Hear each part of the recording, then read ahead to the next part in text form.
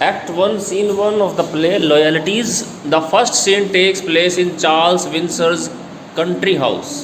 जो पहला सीन आता है इस प्ले का वो चार्ल्स विंसर का एक कंट्री हाउस है, ढाणी है। कंट्री हाउस यानी जो फार्म हाउस टाइप बना होता है। It is named Meldon court, और उस घर का नाम है Meldon court. It is near the new market. It is the racing season. अभी रेसिंग सीज़न चल रहा है, वो रेस के शौकीन है, तो रेसिंग सीज़न चल रहा है, रेस चल रही है वहाँ पे। At about 11:30 PM Windsor is seen in the dressing room. 11:30 बजे का टाइम होता है। विंसर अपने ड्रेसिंग रूम में है। He is changing clothes in order to retire. वो रिटायर होने के लिए कपड़े बदल रहा है। रिटायर होने का मतलब बिस्तर पर जाने का, विश्राम करना। रिटायर का मतलब विश्राम करना भी होता है। The whole atmosphere is that of a country house. पूरा वातावरण कंट्री हाउस का वातावरण है, यानी ढाणी टाइप फार्म हाउस टाइप वातावरण है। We are introduced to well to do fashionable society. हमारा परिचय उस समय की फैशनेबल सोसाइटी से होता है, यानी जो लोग हैं, जो पात्र हैं ना, वो सारे फैशनेबल टाइप्स के हैं। Winsor is tall fair good looking man of a about 38। Winsor जो अभी हमारा परिचय हुआ जिससे, वो टॉल है, फेयर है, गुड लुकिंग है और 38 का है, यानी 38 साल की उम्र का है।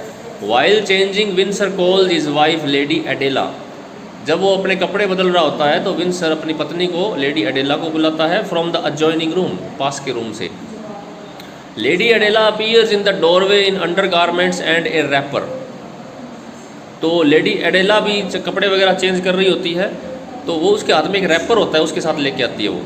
It is evident that she is ready to retire. और उसके कपड़ों को देख करके लग रहा है कि वो भी रेडी है सोने के लिए। She is about 35। अब वो 35 साल की है। She is a beautiful lady. From their conversation we learn that one of their guests Ferdinand De Levis a rich Jew won 2 races that day. अब उनकी बातचीत जो होती है उनसे हमें ये पता लगता है कि एक कोई व्यक्ति है फर्डिनेंड डी लेविस, वो ज्यू है और वो बहुत धनी है। उसने आज 2 रेस जीती है। उसने रेस जीती है का मतलब उसने पैसे लगाए किसी घोड़े पे और उस घोड़े ने रेस जीत ली, तो उसको पैसे बने। जुआ होता है रेस एक तरह से, तो उसने आज 2 रेसेस जीत ली है। अब यहाँ पे हमारा परिचय हुआ है इस कहानी के नायक से, हीरो से, वो है फर्डिनेंड डी लेविस। और उसकी खास बात यह है कि वो ज्यू है और धनी भी है। तो ज्यू आप समझ सकते हो, वहाँ के लोगों की थोड़ी सी प्रेजुडिस रहते हैं ज्यूज़ के प्रति।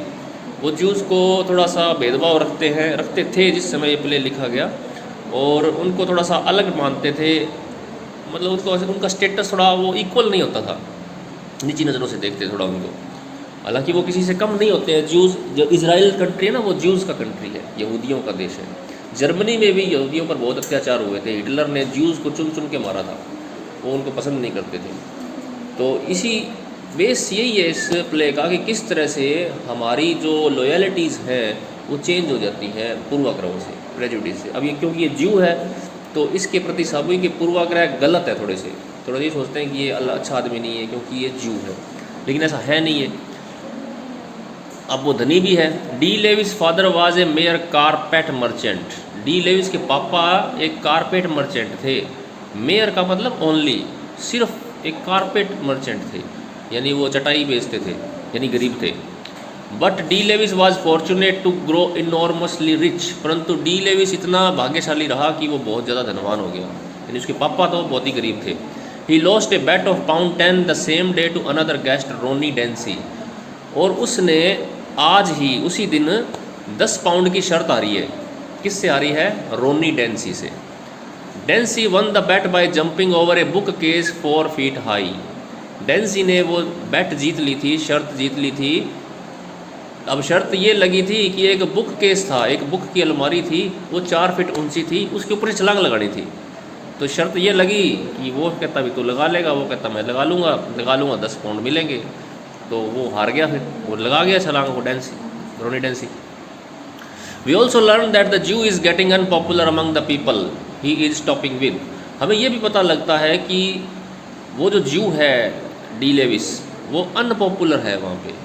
डी लेविस ज्यू होने के कारण भी और कुछ अन्य वजहों से भी अनपॉपुलर है, लोग उसको पसंद नहीं करते हैं। जिनके साथ वो रुका हुआ है, ये डी लेविस जिनके साथ रुका हुआ, वो उसको कम पसंद करते हैं। He ridiculed Dancy for doing parlour tricks for money. उसने डेंसी का भी मजाक उड़ाया डी लेविस ने डेंसी का मजाक उड़ाया कि वो मनी के लिए कुछ भी कर सकता है, क्योंकि शर्त लगी 10 पाउंड की। 10 पाउंड के लिए वो 4 फुट ऊंची अलमारी पर कूद गया। तो फिर वो उसका मजाक, उसने 10 पाउंड तो दे दिए उसको, लेकिन मजाक भी उड़ाता है कि तुम जैसे लोग पैसों के लिए कुछ भी कर सकते हो। The young Jew is ambitious to gain prestige in the social circle. अब वो जो ज्यू है जिसकी हम बात कर रहे हैं डी लेविस की, वो बड़ा ही एम्बिशियस है, महत्वाकांक्षी है। किस बात के लिए? कि सोशल सर्कल में उसकी प्रेस्टीज हो, समाज में उसकी तरक्की हो, सम्मान हो। He desires to become a member of the jockey club with the help of Ford, saint Erth and other friends. वो इच्छा करता है, यानी उसकी इच्छा ये है कि वो जॉकी क्लब का मेंबर बन जाए, एक कोई फोर्ड, सेंट अर्थ है और अन्य जो मित्र हैं उनके साथ, उनकी मदद से। We are told some important things about Captain Ronald Dancy. अब हमें रोनाल्ड डांसी के बारे में कुछ फैक्ट जानने को मिलते हैं, बातचीत होती है जो कैरेक्टर्स की उनके through. He was in the army and one DSO in the great war. वो आर्मी में था और उसने DSO एक खास तमगा होता है वो जीता है वॉर के अंदर। But it is not known what made him resign from the army. परंतु अब वो आर्मी से रिज़ाइन कर चुका है और हमें ये पता नहीं है कि वो आर्मी से रिज़ाइन क्यों किया उसने। His excuse however is that now there being no fighting army life was too dull for him. उसने ये बहाना मारा है कि अब युद्ध नहीं हो रहे हैं और मैं बोर हो रहा हूँ, इसलिए मैंने आर्मी छोड़ दी। तो ये डल है उसके लिए लाइफ, डल लाइफ को वो पसंद नहीं करता। At present he is in financial difficulties. अब आर्मी की जॉब छोड़ दी तो अब फाइनेंशियल रूप से परेशान है, वो डिफ़िकल्टीज़ है उसके सामने। He is sorely in need of money. वो मनी की नीड में है, बहुत बुरी तरह से उसको पैसा चाहिए, तभी तो वो शर्त लगा के 10 पाउंड जीता। He is almost penniless. उसकी हालत ऐसी हो गई है कि वो पेनीलेस है, यानी पैसे को मोहताज है। Winsor has not been able to understand the young captain though he likes him. Windsor अभी तक उस यंग कैप्टन को समझ नहीं पाया ढंग से, हालांकि वो उसको पसंद करता है, इस डेंसी को। He is a queer chap. वो एक अजीब सा ही प्राणी है। चैप का मतलब छोटा, जो यंग लड़का होता है उसको बोलते हैं। He is a very reckless person दो विदाउट एनी मनी। वो उसके पास पैसा नहीं है और वो रेकलेस पर्सन भी है। रेकलेस होता है लापरवाह आदमी। Dancy has been rash enough to marry recently a young beautiful lady named Mabel. अब डेंसी की शादी हो चुकी है एक सुंदर औरत से जिसका नाम मेबेल है। The two lovers are extremely devoted to each other. वो एक दूसरे से बहुत प्यार करते हैं। All this information is very important to understand the way Dancy behaves in the play. तो ये ऊपर वाली जितनी भी इन्फॉर्मेशन है ये हमारे लिए इम्पोर्टेंट इसलिए है कि डेंसी आगे जो प्ले में जो कुछ करेगा उससे हमें अंदाज़ा हो जाएगा ऐसा क्यों कर रहा है ये। कि 2-3 चीज़ें हमें पता लग गई, आर्मी से भागा हुआ है, पता नहीं भागा है यार, जैसा भी है। डाउट तो यही होता है ना कि या तो उसको निकाला गया या भागा हुआ है ना। और दूसरी बात क्या पता लगी हमें कि वो बहुत ही गरीब है फ़िलहाल। तीसरी बात, उसने अभी अभी शादी की है। चौथी बात, विंसर उसको पसंद करता है ना, जिसके फार्म हाउस में ये ठहरे हुए हैं। There are other guest too. बाकी गेस्ट भी हैं। One of them is Miss Margaret Orme. एक मार्गरेट ओर्मी है, a society girl, and another is General Canynge. दूसरे जनरल कैनियंज हैं। As soon as Lady Adela return to her room, Winsor hears knock on his door and De Levis appears। अब जैसे ही Adela अपने कमरे में आती है, विंसर के दरवाजे पर खटखटाहट होती है और डी लेविस आते हैं। डी लेविस अपीयर होता है जो हीरो है इसका। He is clad in pyjamas and wears a flowered dressing gown. अब उसने क्या पहन रखा है? सोने वाली ड्रेस पहन रखी है, पजामा पहन रखा है और एक गाउन पहन रखा है। He is dark but good looking young man. वो थोड़ा सांवले रंग का है लेकिन देखने में सुंदर है। His features are however not English. उसकी जो फीचर्स हैं वो इंग्लिश नहीं है, यानी देखने में वो अंग्रेज़ नहीं लगता। He is in A disturbed state of mind. वो जब आता है तो उसकी स्टेट ऑफ माइंड डिस्टर्ब होती है, वो परेशान सा लगता है। He tells Winsor that pound 1000 in notes have just disappeared from under his pillow where he was while he was in bathroom for about 15 minutes। अब वो विंसर को बताता है कि उसके पिल्लो के नीचे 1000 पाउंड पड़े थे नोट्स में, वो गायब हैं, मैं बाथरूम में था, पीछे से कोई ले गया। अब देखो, जब घर में किसी के गेस्ट आते हैं, मान लो 8-10 गेस्ट आ गए, एक गेस्ट ये कहे कि मेरे पैसे चोरी हो गए, अब होस्ट के लिए तो होगी ना दिक्कत, क्योंकि सारे ही गेस्ट है उसके, तो वो किसकी तलाशी ले सकता है ना। तो ये विंसर के सामने भी दिक्कत आ जाती है। वो कहता मैं बाथरूम में 15 मिनट तक था। He had received this money earlier in the day from Kentman a bookie on the race course. अब उसको वो पैसे कहाँ से मिले थे? वो रेस जीतता था ना, बताया था ना आज ही रेस जीतता था, तो उस बुकी से उसको रेस कोर्स से मिले थे। It was the sale price of a mayor, नहीं रेस का नहीं है ये, उसको मिले हैं कैंटमैन से।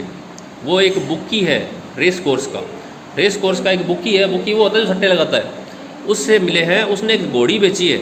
It was the sale price of a mare Rosemary which he had sold to कैंटमैन।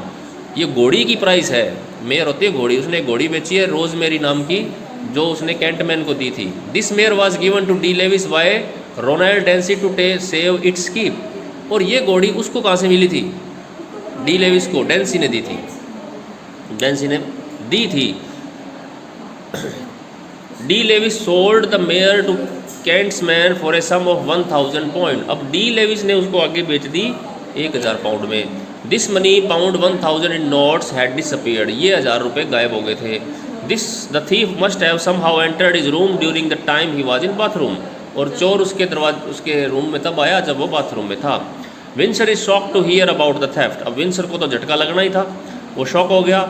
His feeling are outraged at the theft had taken place in his house. उसकी फीलिंग्स आउटरेज हो जाती है जब उसको ये पता लगता है कि उसके घर में चोरी हो गई है, यानी वो हक्का बक्का रह जाता है, परेशान हो जाता है।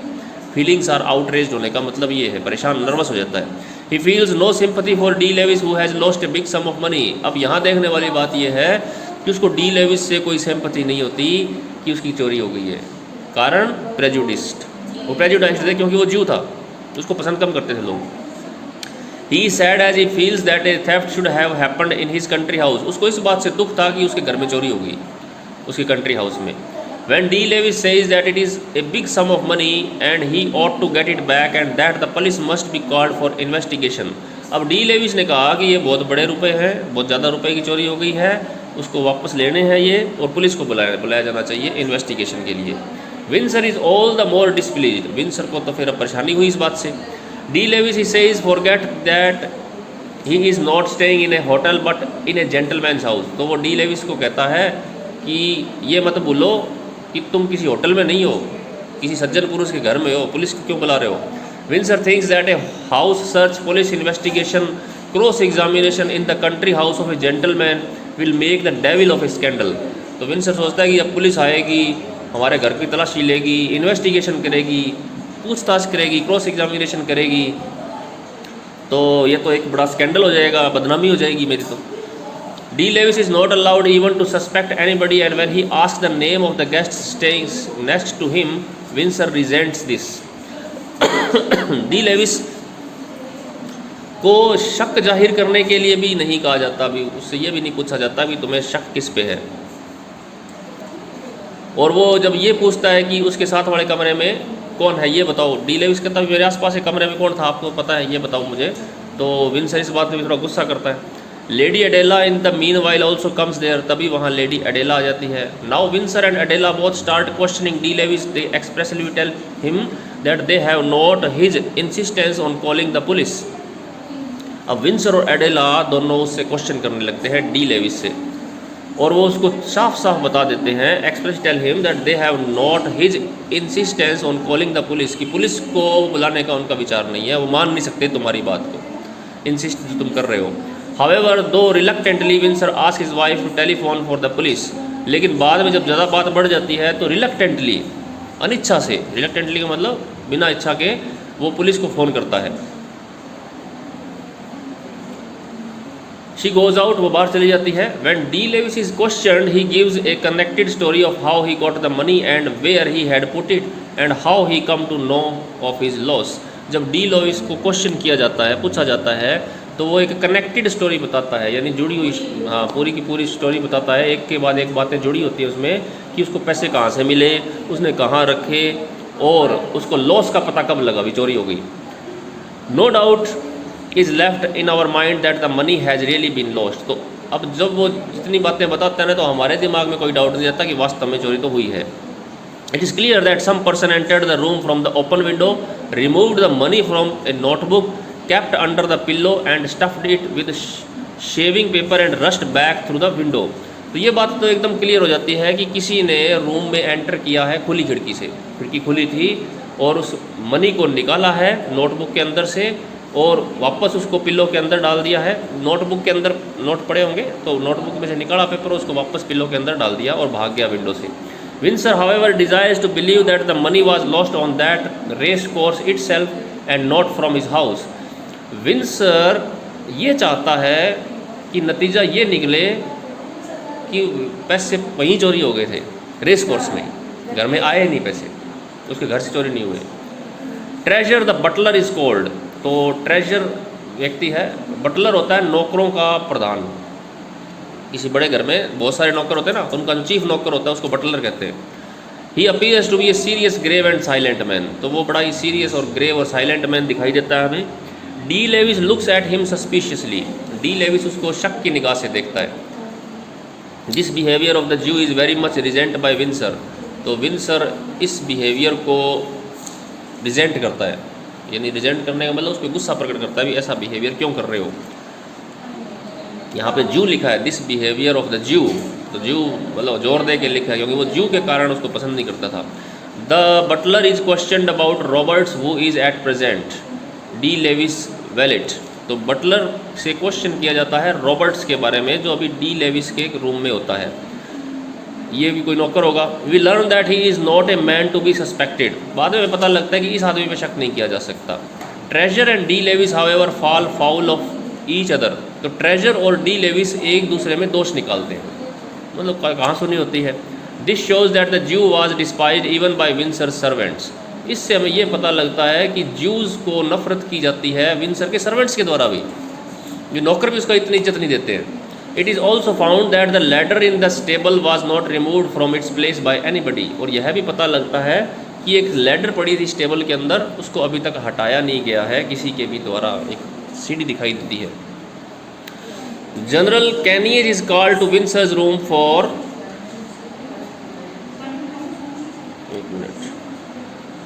General Canynge is called to Winsor's room for consultation, अब जनरल कैनियज वो भी उनका एक गेस्ट था, उसको बुलाया जाता है कंसल्टेशन के लिए। Two other guests and friends of the house are now interrogated in the presence of General Canynge, दो और गेस्ट होते हैं और जो और मित्र होते हैं हाउस के, उनको भी इंटेरोगेट किया जाता है जनरल कैनियज की प्रेजेंस के अंदर। Treisure has already suggested a cordon round the house and a complete search so that the servants in the household may not be needlessly suspected. Treisure जो होता है वो पहले से ये बात सुझा चुका होता है कि पूरे घर की घेराबंदी कर दी जाए, कॉर्डन कर दिया जाए। कॉर्डन का मतलब पूरे घर को घेर लिया जाए, कोई भागे ना, और पूरी सर्च की जाए। और वो कहता है कि मेरे नौकरों को अच्छे से जांच कर लो, वो अपने नौकरों का पक्ष लेता है कि पूरे घर को बंद कर दो, नौकरों की अच्छे से जाँच कर लो ताकि किसी भी नौकर पे शक ना रहे, क्योंकि सबसे पहला शक हमारा किस पे जाता है, नौकरों पे जाता है। General Canynge is an old man of 60, वो 60 साल का आदमी है General Canynge. He has keen eyes and from his face appears to be clever, उसकी आंखें बड़ी तीखी लगती हैं और उसके फेस से ऐसा लगता है कि वो बहुत चतुर आदमी है। He too expresses his dislike for De Levis, वो भी डी लेविस के प्रति डिसलाइक को शो करता है। The Jew and on his insistence reluctantly agrees to call the police, और जब डी लेविस इंसिस्ट करता है तो रिलक्टेंटली वो भी पुलिस को बुलाता है, हामी भर देता है। De Levis feels offended by the unsympathetic attitude of everyone present, De Levis को बड़ा ही अपमानित फील होता है क्योंकि सभी लोग उसके प्रति अनसिंपैथेटिक है, यानी उसके प्रति कोई सिंपैथी नहीं दिखाता। चोरी हो गई 1000 पाउंड की और वो ये एक्सक्लेम करता है, वो इस तरह से अपनी भावनाएं व्यक्त करता है, what was I do, take it lying down and let for ever, it is gale clear off, I suppose it's natural to want my money back. तो वो कहता भी अब मैं क्या करूं, मेरे पैसे चले गए, जिसके पैसे चोरी होते हैं वो वापस तो मांगेगा ही, या मैं मांगूँ, या वो कहता है कि जू होने के कारण कि मैं अपने पैसे ना मांगूँ, जू हो गया तो क्या हो गया। Well I will go to my room when the police comes perhaps you will let me know, तो वो कहता मैं रूम में जाता हूँ, जब पुलिस आए तो आप मुझे बता देना। Saying this he leaves the room to return when the police arrives, तो ये कह करके वो उस कमरे को छोड़ देता है और उसको फिर वापस तब आना होता है जब पुलिस आ जाती है। पूरा कर दें क्या इसको? So far no clue to the theft has been found and no theory formed about it, अभी तक कोई क्लू नहीं मिलता inspector Dede informs on the phone that he is soon coming on his motorcycle. Inspector आता है, deed वो बताता है कि मैं मोटरसाइकिल पे आ रहा हूँ। Now another guest appears on the scene. अब एक और आदमी आता है, एक और गेस्ट आता है। Margaret Orme is a vivid young lady. Margaret Orme जो है एक यंग लेडी है, विविड है, सुंदर है। She appears on the scene smoking a cigarette. वो सिगरेट पीती हुई आती है। She is in a jolly mood, वो मजाकिया मूड में है। She does not recognise the gravity of the situation. वो सिचुएशन की गंभीरता को नहीं समझती। To her it is all very thrilling. उसके लिए तो ये थ्रिलिंग चीज़ है, मज़ेदार चीज़ है, सस्पेंस वाली। She knows little about the theft but corroborates the fact that D. Lewis was in the bathroom at the hour mentioned by him. उसको चोरी के बारे में तो नहीं पता, लेकिन वो ये बात जानती है कि डी लेविस बाथरूम में था जब वास्तव में उसने ये चोरी की बात बताई है। Lady Adela rebukes her for her inopportune humour. Lady Adela उसको थोड़ा डांटती है कि ये मजाक का वक्त नहीं है, वो मजाक करती थोड़ा। Then Mabel and Dancy appear. तब मैबेल और डेंसी आते हैं। Mabel is a modern girl and in her night gown. Mabel एक मॉडर्न लड़की है, वो नाइट गाउन पहने हुए है। Dancy's face is pale and determined. Dancy का चेहरा पीला है और डिटरमिन्ड है, लेकिन पक्का इरादा किया हुआ लगता है। His high cheek bones, small deep set dark eyes and reddish crisp hair do not produce a good impression upon us. उसका हाव भाव अच्छे नहीं है, उसको देख के ये लगता है तो चालू आदमी है, इसी ने चोरी की होगी। यानी उसके जो हाई चीक बोन है, उसकी small deep set dark eyes हैं, रेडिश क्रिस्प हेयर है, हेयर लाल कलर के हैं, अच्छा इंप्रेशन नहीं है उसका। तो ये तो फिल्मों में कुछ इस टाइप के आदमी आते हैं ना, जिनको देख के लगते हैं तो विलेन लग रहा है ना, बदमाश टाइप का आदमी। They saw nobody entering De Levis room from the window. तो वो सभी कहते हैं कि हमने किसी को डी लेविस के रूम में खिड़की से अंदर जाते हुए नहीं देखा। Dancy is at heart uneasy but he starts off putting question himself. Dancy थोड़ा सा अनईजी दिखाई देता है, हाँ, जब उससे वो क्वेश्चन पूछना शुरू करता है। They throw no light upon the situation. तो उन क्वेश्चन से कोई लाइट पड़ती नहीं है, प्रकाश नहीं पड़ता सिचुएशन पे। They all regret that the police should have been informed and Dancy does so more than anybody else. तो सभी रिग्रेट करते हैं कि पुलिस नहीं बुलानी चाहिए थी, और सबसे ज़्यादा रिग्रेट किसको होता है? डेंसी को। हाँ, वही कहता है पुलिस क्यों बुलाई, पुलिस क्यों बुलाई। तो जिसने चोरी की उसको डर लगता है ना सबसे ज़्यादा। He exclaims the dense are they coming. तो वो कहता है क्या पुलिस आ रही है। It is not in his interest that the matter should be formally proceeded with. क्योंकि यह उसके हित में नहीं था कि अगर मामले की जांच अगर ढंग से की जाए तो उसके लिए खतरा था। It has just stopped raining. बरसात अब बंद हो चुकी थी। They try to look for the foot marks on ground. उन्होंने ग्राउंड पे फुट मार्क्स देखने की कोशिश की। Before they do so however inspector Dede arrives. इससे पहले कि वो अपनी छानबीन कर पाते इंस्पेक्टर आ जाते हैं। Winsor and General Canynge are uneasy. अब विंसर और जनरल कैनियज तो अनईजी हो नहीं थे, पुलिस आ जाती तो। They fear that the police may suspect any of the guest. अब उनको ये डर था कि पता नहीं कौन सा गेस्ट फंसेगा हमारा, बेइज्जती तो होनी तय है। They would not like such a thing. उनको ऐसी चीज़ पसंद नहीं आनी थी। At the end of the scene they all go to De Levis room with the police inspector. इस सीन के एंड में वो सभी डी लेविस के रूम में चले जाते हैं पुलिस इंस्पेक्टर के साथ।